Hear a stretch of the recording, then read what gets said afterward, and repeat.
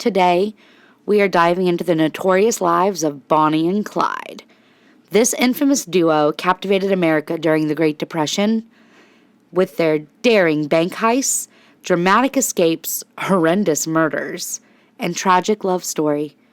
Join us as we explore the myths and realities behind the legend of Bonnie Parker and Clyde Barrow, uncovering the historical context, their criminal exploits, and enduring fascination with their legacy.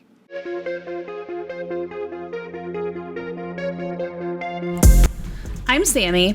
And I'm Nicole, and we are Spooky Sleuths.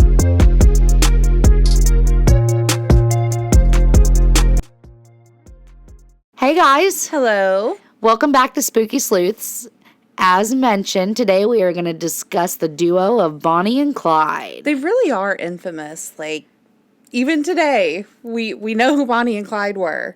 They're referenced in movies and songs and books. A lot of things are based off of them loosely. Right. But it's where the origin is. Well, I'm excited to hear the true story of Bonnie and Clyde. You might be kind of surprised. All right, well. Bonnie Elizabeth Parker is the first half of this deadly duo. She was born on October 1st of 1910 to Emma and Charles Parker. She, along with her older brother and younger sister, grew up in Cement City, which is an impoverished suburb of Dallas, Texas. Okay. After her father died when she was just 4 years old, the family moved in with her grandparents. Bonnie was really smart and excelled in academics and was an honor student. But she was really interested in poetry and literature. Not only was she bright, she was described as beautiful and exceptionally pretty. She wanted to grow up and become an actress. I like the phrase exceptionally pretty. Right? Bonnie was only a sophomore in high school when she began a relationship with a classmate named Roy Thornton. When she was only 15 years old, she married Roy. Oh. She even got a tattoo of Roy's name on her thigh, which I don't know about you, but I think that's bad luck right from the get-go. Yep, bad juju. I do not believe in tattooing your partner's name on you. The relationship between Bonnie and Roy didn't last long. Shouldn't have got a tattoo. Right. As Roy Roy got married when you were 15. Yeah, that too. Especially because Roy wound up being physically abusive to Bonnie. That's unfortunate. They never got divorced, though. Okay. After the separation, Roy was arrested on a robbery charge and received a 5-year 5-year prison sentence in 1929. Bonnie moved back in with Bonnie moved back in with her grandmother now that she was kind of a single lady again at the age of 19. In 1930, she would meet her soulmate through a mutual friend. That man, of course, is Clyde Barrow. All right. I don't even think I knew their last names until we started looking at it. Clyde Barrow was born on March 24th, 1909. He was also from Texas, and his family was a farming family, but during this time, they were not doing well financially, especially when a drought caused the farm to fail. Oh, that sucks. Clyde had 6 siblings, and his family was really close to one another. After their farm closed, they moved to Dallas. Clyde was an okay student. He was small and blended in with everyone else. He really didn't have any defining characteristics, unlike Bonnie. But Clyde wanted to be a musician. He really enjoyed the guitar and saxophone. So she's the actress and he's the musician. Absolutely. That's how the story ends, isn't it? Yes. No, not at all. One of Clyde's older siblings, Buck, was already into some criminal activity. Clyde would join him and eventually would become a fugitive. Of course. Clyde was committing petty thefts, grand theft auto, and even armed robbery. When 1929 came around and Clyde was only 20 years old, he was wanted for robbery. Well, several robberies. Okay. He achieved a lot by the time he was 20. That's a lot to accomplish in 20 years. I've never had a warrant. I've never been wanted. I want you, Sammy. You're my friend. That was sweet. In 1930, Bonnie was working as a waitress when a friend introduced her to Clyde. The two were in love instantly. Literally love at first sight, but this romance would be interrupted soon after it began because Clyde was arrested for auto theft. Of course. He spent 20 months in prison between 1930 and 1932. Clyde was so heartbroken over Bonnie that he actually escaped from prison. Oh.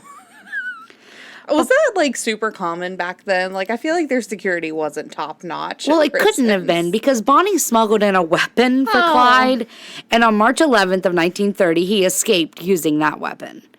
He was only out for a week before he was caught and sentenced to 14 years of labor on a work farm. Oh, that would suck. Yeah, no thank you. Like, if I'm going to be working on a farm, I want to see the profits, and you know he wasn't. I don't want to work on a farm. Clyde did make it all the way to Ohio, though, before he was captured. I mean, That's really far. that's a pretty good distance. You know he stole a car.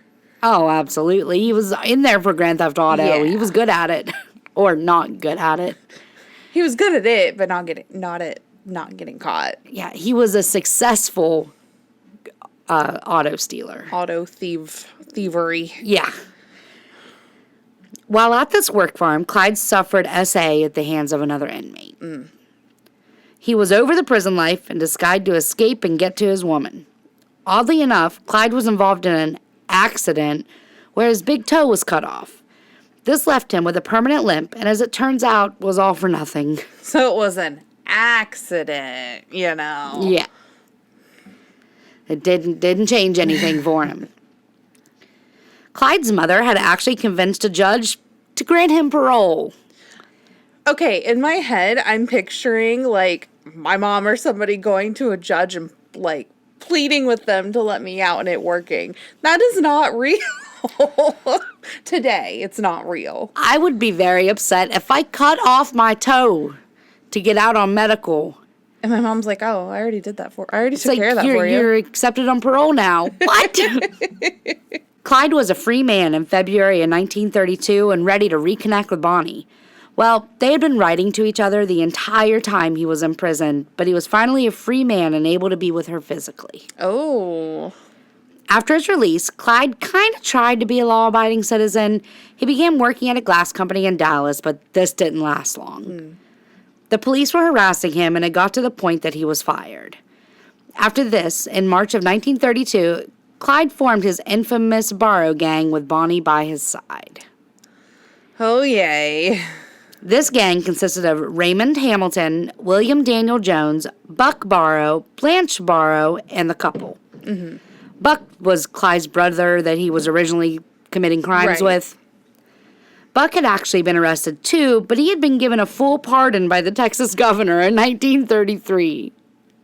Wow. You'd think this would make him see the light and not want to live a life of crime anymore, Right. but nope. He immediately joined his brother's gang when he was released. Raymond Hamilton wasn't with the gang long, and William Daniel Jones took his place. The gang of 5 would proceed to rob and murder people for the next 2 years. I feel like when I think about Bonnie and Clyde, I don't think of their reign being 2 years. I feel like it was like decades long. Right. Anytime I think of Bonnie and Clyde, like they were just a duo. Right. In my head, you always hear about Bonnie and Clyde, not the Barrow Gang. Right. And they ran in the Midwest, Yeah. And like they robbed banks. I picture Bonnie driving the getaway car, Clyde jumping over with a sack of money going, drive, drive, drive. I don't think that's what happened. And then, eventually they switch positions and Bonnie's in the Yeah. back just firing at the Yeah. people chasing them. Yeah. Is that a movie? Maybe. But that's what I think of. I see it in my brain. So. If it's not, call us. We'll talk. 1932 was a deadly year for the Barrow Gang. They killed at least 13 people, 3 of which were regular citizens and 10 police officers. Oh, wow. Stick In it to 2 them years? in 2 years. Their first victim was John Napoleon Busher, who was a 61-year-old father of 7 and the owner of a store that the gang was robbing on April 30th, 1932. Clyde was friends with one of the Butcher boys. The Butcher lived in an apartment around their store. Clyde and his gang had gone into the store under the guise of buying guitar strings. After the store had closed for the day, he really wanted their safe. Of course. John reached for a handgun that he kept for security purposes, but someone in the gang shot him before he could use it. So he was trying to defend right. himself and the store. John was killed and the gang escaped after robbing it. Someone saw the shooting from the window, however. Good. They claimed that Clyde and Raymond Hamilton were the shooters. Raymond was arrested and convicted of this murder and sentenced to the same work farm that Clyde had been imprisoned to. Oh. But he would go on to escape from there with some of his fellow prisoners when Clyde and Bonnie helped him break free. Of course they did. I feel like this work farm is not, very... No, they need a security upgrade. They do. It's also the 30s, though, so really, how much could you upgrade? Yeah, do they even have, like, electric... I don't like electric fences. I think that would be too mean. Like, barbed wire back then. I'm sure they had barbed wire because of farming and stuff, but... Oh, is that what barbed wire is used for? Generally. Oh, I thought it was just in prisons, like, to keep them from climbing the fence. No! Oh. It's used to contain... I'm not a farmer. I would love to be. If anyone wants to gift me a farm. Clyde hid some automatic weapons in a ditch in preparation for the escape, and the inmates used these to kill 2 prison guards. Oh my gosh. As they escaped, Clyde shot a machine weapon to distract and cover up the sounds of the prisoners running away. Who gave that man a machine weapon? Fast forward to October 10th of 32, the gang decided to rob Little's grocery store in Sherman, Texas. The gang pretended to buy some meat and eggs when they pulled a weapon on 2 employees, Howard Hall and Homer Glaze. Howard began fighting one of the gang members when he was shot 3 times. They attempted to shoot Homer as well, but their gun jammed, luckily for Homer. Oh, yeah, darn. And the gang only took $50 from the cash register before they ran off. You gonna kill someone over $50? Bruh, that is not worth it. I mean, there's not really an amount of money I would take to kill someone, but for $50? Right. In today's money, that would equate to $1,050.50. I'm sorry, that's not enough to get me to kill someone, man. Absolutely not. Howard would later die at the hospital, leaving behind a wife and child. And no one was arrested for this murder, but Clyde fits a witness description for being the culprit. Clyde was, of course, a man of honor, and it is believed to be innocent, as he was not known to shoot unarmed men. Yeah, I mean, that would just be totally out of the realm of possibility for him. Right? Doesn't make sense. Sarcasm, if you can't pick up on that. Later on in the year, on Christmas in 1932, the gang was attempting to steal a Ford Model A Roadster from a home on Christmas. That is terrible. The home was that of Doyle Johnson. Doyle was a grocery store clerk and was just trying to take a Sunday afternoon nap when he and his family heard something outside. When he got outside, 2 gang members were driving out with his car, so he jumped on the running board of the vehicle. What a... It's like, that is what a my badass. That is my Roadster. That's when William Daniel Jones shot him and he fell into the street. Doyle was taken to the hospital and passed away. I mean, at this point, there isn't the medicine and everything to be able to help somebody like that. William Daniel Jones was arrested and confessed to being part of the murder. The gang members didn't even take the car with them. It was found abandoned a few streets over. So you're gonna kill a guy and not even, like, joyride in his car, take it home with you? It really doesn't make sense to me, because that's, like in the other instance we talked about, $50, even if it was $1,000, like, worth that much. To me, that's not enough to take a life. And then you're gonna steal someone's car. They jump into their car, spook you, you shoot them, and then you don't keep the car? Like, what? It seems like they kind of just committed crimes to commit crimes. Right. Like, murder is absolutely going to trump theft every time. Yeah. So, like, if you've already murdered this guy, why didn't you just keep the car? Right. Like, you're going to get caught eventually. Yeah, I really feel like it wasn't about the money or the cars. It was more about the thrill of it. Yeah. Yeah. That makes more sense. The gang didn't just rob and kill, but they kidnapped too. Oh. Ironically, one of the people that they kidnapped was a mortician. The same mortician who would be their undertaker when they were killed eventually. Oh, that is ironic. It is. Dillard Darby lived in Ruston, Louisiana in a boarding house. Boarding houses at this time were large houses where owners would rent out the rooms. Okay.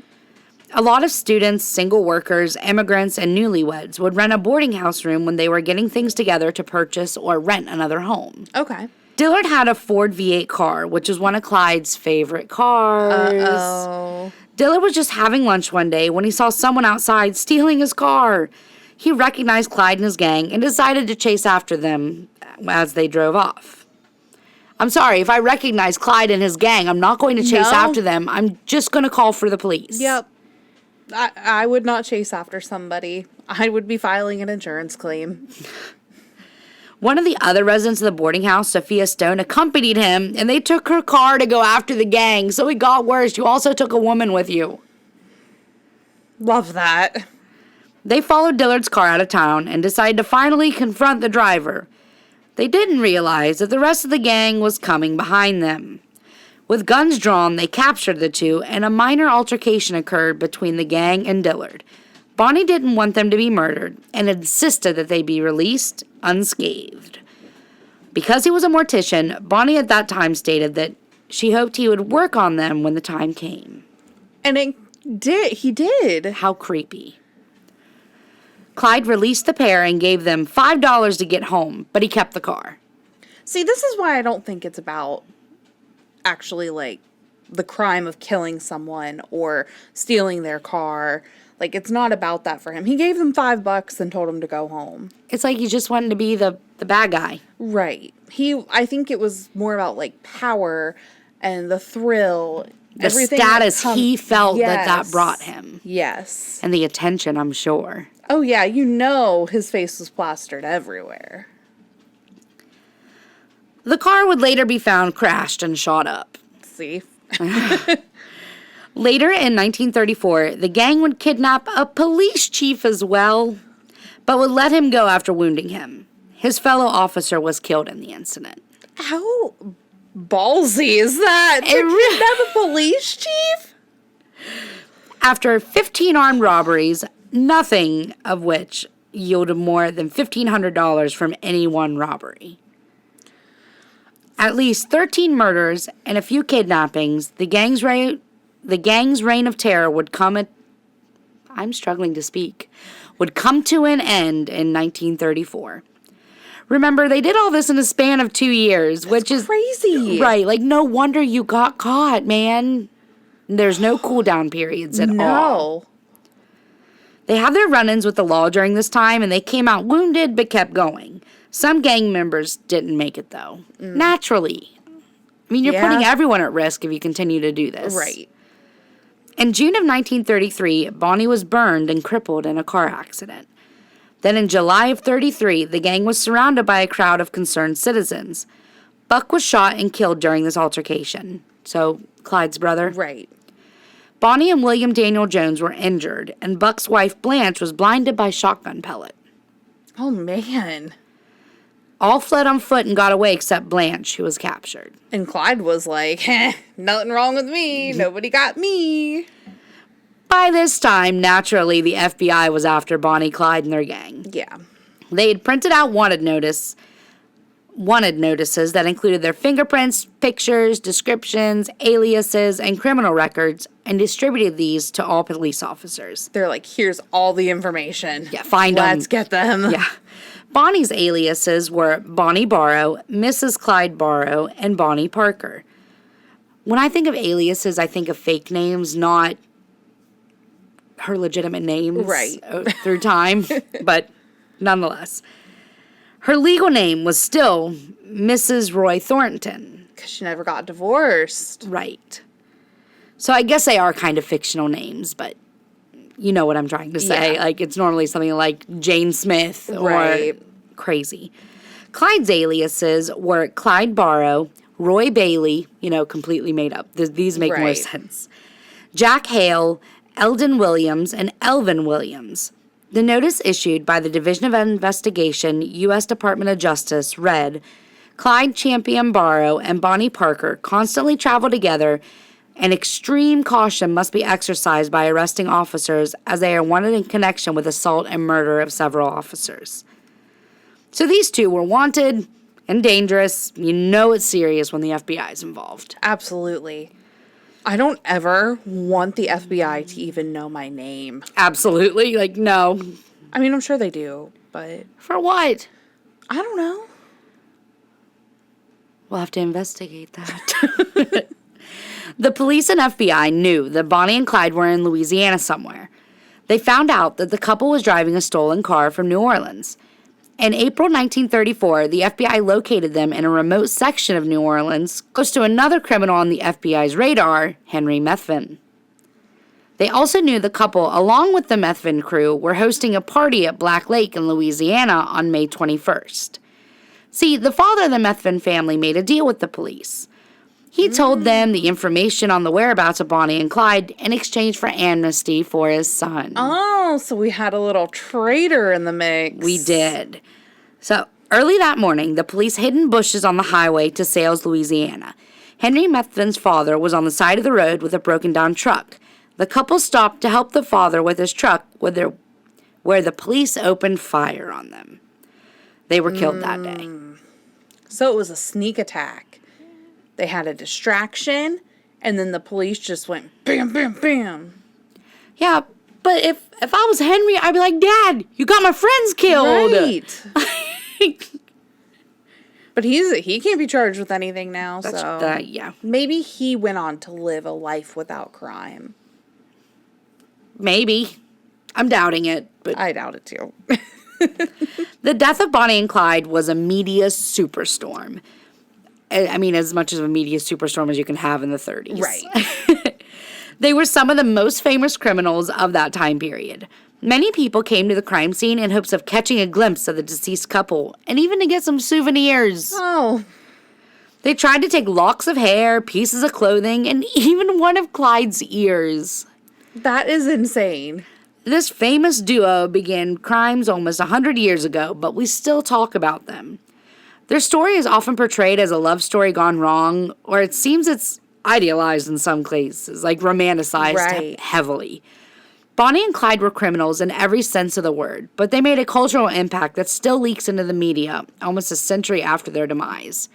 I'm not going to lie, whenever we were looking into this, I was expecting like just nonstop for 10 years, these people went crazy. Now, don't get me wrong, they did a lot, and they did a lot of bad things, but not to the extent in my head that I feel like Bonnie and Clyde did. Yeah, I feel like they've been kind of hyped up by the media in a way. I mean, I can think of like 3 different songs right now that reference Bonnie and Clyde. I can think of movies that go with that same MO.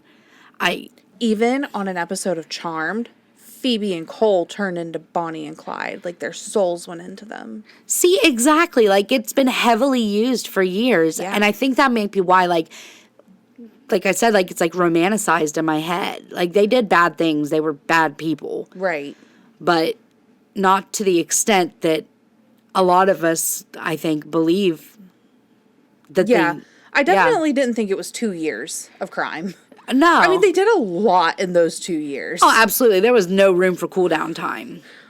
But it just, I just think that they're, that I thought that it was longer. Oh, yeah, for sure. So didn't I.